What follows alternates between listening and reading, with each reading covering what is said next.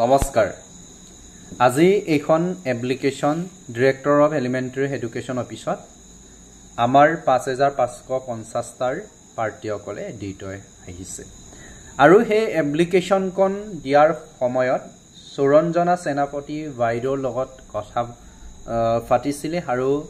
কথা পাতোতে কেনেধৰণে আশ্বাস বাইদেউৱে প্ৰদান কৰিছে এইখিনিও মই আপোনালোকৰ লগত শেয়াৰ কৰিম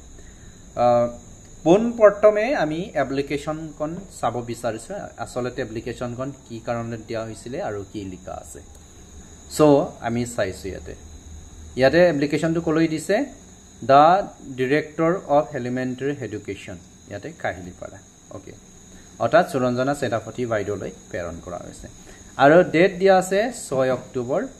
তোমাৰ 2025 এই 6 অক্টোবৰ কথাটো মনত কৰোতে আপোনালোকৰ এই কথাটো অৰাই মনত ৰাখিব যোৱা তোমাৰ 4 অক্টোবৰ তাৰিখে বিভিন্ন পোষ্টসমূহত সিলেক্টেড হোৱা বা বিভিন্ন ডিপাৰ্টমেন্ট সমূহত কৰ্মৰত হৈ থকা তোমাৰ ক্যান্ডিডেট সকলক নিজৰ নাম প্ৰথমখন মেধাৰ তালিকাৰ পৰা উইথড্ৰ কৰিবৰ কাৰণে জাননী জাৰি কৰা হৈছিল সো এটাৰ বিষয়ে এটো মই কৈ দিম ইয়াতে কি লিখা আছে আজি দিয়া এপ্লিকেশন কোনৰ সাবজেক্ট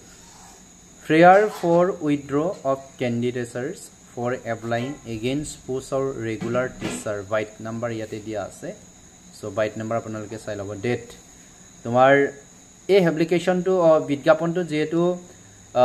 2023 চনৰ 26 ডিসেম্বৰত দিয়া হৈছিল তাৰ বিষয়ে লিখা আছে এই বিজ্ঞাপনত যিসকলৰ মেধাৰ তালিকাৰ নাম হৈছে এইখিনি কি কৰিব কৈছে যিসকল মানে ভেৰিয়াস পোষ্টত সিলেক্টেড হৈ আছে একেদকলক উইথড্ৰ কৰিবৰ কাৰণে এখন এপ্লিকেশন প্ৰেৰণ কৰে বা উইথড্ৰ কৰাবৰ কাৰণে ঠিক আছে সমুকৈ তাৰপিছত আমি চাম ইয়াতে লিখা আছে স্যাৰ ইয়াতে লিখা আছে With due respect, I would like to inform you that some newly appointed teacher obligate candidates দিছে ইয়াতে টিচাৰ আৰু ক্যান্ডিডেটস দিয়াৰ মেইন কাৰণটো কি হৈছে অলৰেডি এলপি আৰু ইউপি জব কৰি টকা মানুহ কি কৰিছে আবেদন কৰিছে সো ইয়াতে টিচাৰ শব্দটো মেনশন কৰিছে তাৰ মানে কি আছিল আমাৰ গাইডলাইনৰ যেটো এলপিএ হক ইউপিৰ যেটো এডভাৰটাইজৰ গাইডলাইন তাতে 30 নম্বৰ পইণ্টত লিখা আছিল যে অলৰেডি এলপি স্কুলত জব কৰি আছে একেদকলে পুনৰ এলপি স্কুলৰ পোষ্টৰ কাৰণে আবেদন কৰিব নোৱাৰে বা যিসকল অলৰেডি ইউপি অৰ্থাৎ আপাৰ প্ৰাইমেৰী স্কুলত জব কৰি আছে একেদকল পুনৰ ইউপি টিচাৰৰ কাৰণে আবেদন কৰিব নোৱাৰে সো মেনশন কৰা আছে সো কিন্তু সেই ৰুলটো ভাইলেট কৰি পেলাই বহু কৰ্মৰত টিচাৰে এপ্লিকেশন কৰিলে আৰু ভেৰিফিকেশনো কৰিলে হোম ডিস্ট্ৰিক্টত পুৱাৰ হাকাত তাৰ পিছত ক্যান্ডিডেটস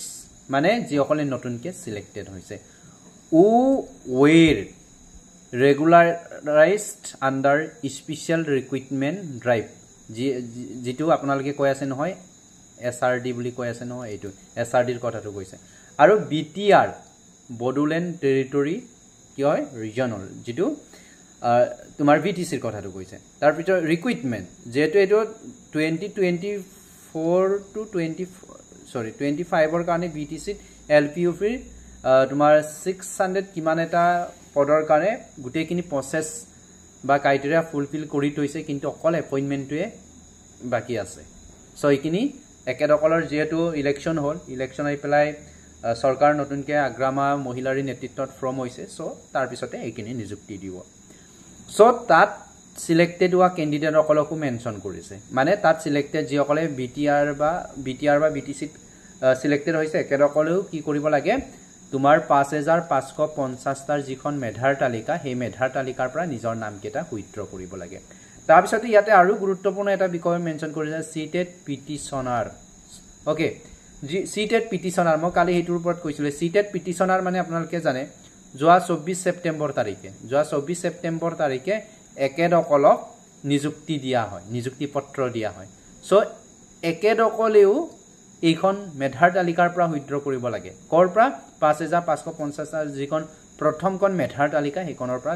আউট কৰিব লাগে বা নিজে উইথড্ৰ কৰিব লাগে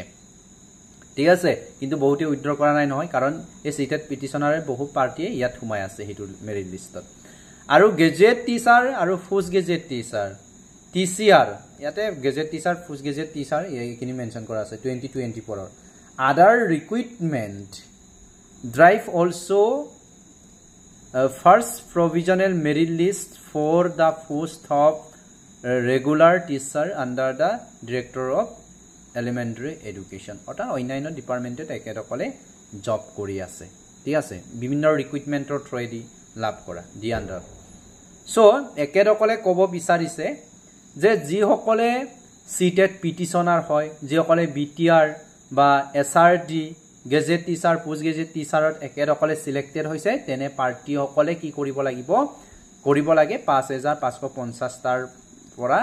একেদকলৰ নাম উইথড্ৰ কৰাব লাগে বা উইথড্ৰ কৰি দিব লাগে কাৰণ ইয়াতে মেনশন কৰা আছে দেই এইখিনি বিষয়তে ইয়াত লিখা আছে as we all know that by notice ইয়াতে নোটিস নাম্বাৰটো দিছে ঠিক আছে ইয়াতে এই নোটিস কনৰ কথাটো কৈছে এই নোটিস কনৰ কথাটো কৈছে ঠিক আছে এই নোটিস কনৰ কথাটো কৈছে যেটো মেনশন আছে এই নোটিসনত কি লিখা আছে যে অকলু পাৰ্টিয়ে কি কৰিব লাগে ভেৰিয়াস ডিপাৰ্টমেণ্টত সিলেক্টেড হোৱা ক্যান্ডিডেট সকলে নিজৰ নামটো উঠাই দিব লাগে কিন্তু একেদকলে দেখিছে যে বহুত পাৰ্টিয়ে instructed to set candidates to withdraw their candidature against the above mentions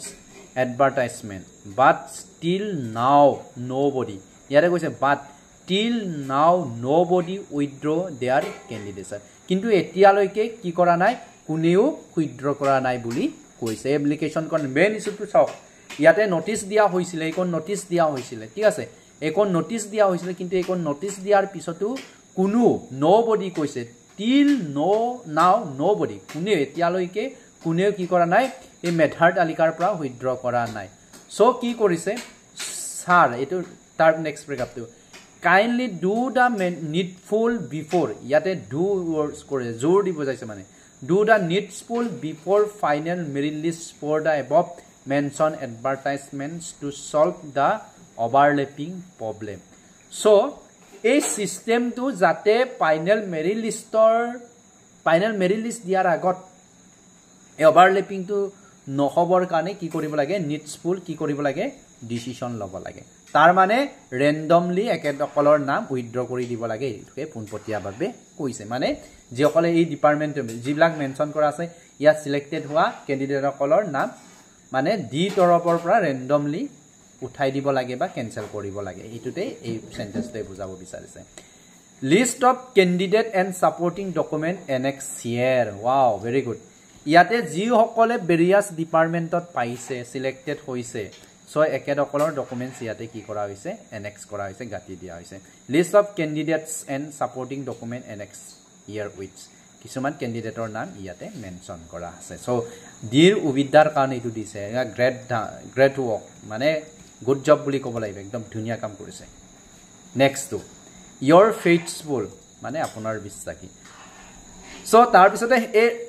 application কোন দিয়াৰ পিছত সুৰঞ্জনা সেনাপতি বাইদে হাসা দিছে যে 100% এইটো বুলে উইথড্ৰ কৰিব লাগিবই কৈছে 100% উইথড্ৰ কৰিব লাগিবই নহলে যদি একেদকলে উইথড্ৰ নকৰে তেতিয়ালে ডি তৰফৰ পৰা অটোমেটিক্যালি কি কৰা হ'ব ক্যান্সেল কৰি দিয়া হ'ব সো ভেৰি কি কম আৰু very good information বা নিউজ বুলি ক'ব লাগিব এনেকুৱা পজিটিভ আমাক পাৰ্টি লাগে তেতিয়া উইথড্ৰ কৰিব লাগিব সো এতিয়াও টাৰ্গেটটো ইয়াতে বিটিআৰত যিসকল ৰিক্ৰুটমেন্টত পাইছে একেদকলৰ নাম উঠাই দিব লাগিব তেতিয়াহে ইয়াৰ কাট অফটো লেছ যাব নহলে হাই হৈ লাগিব সো এটো বহুত মানে গুড নিউজ আৰু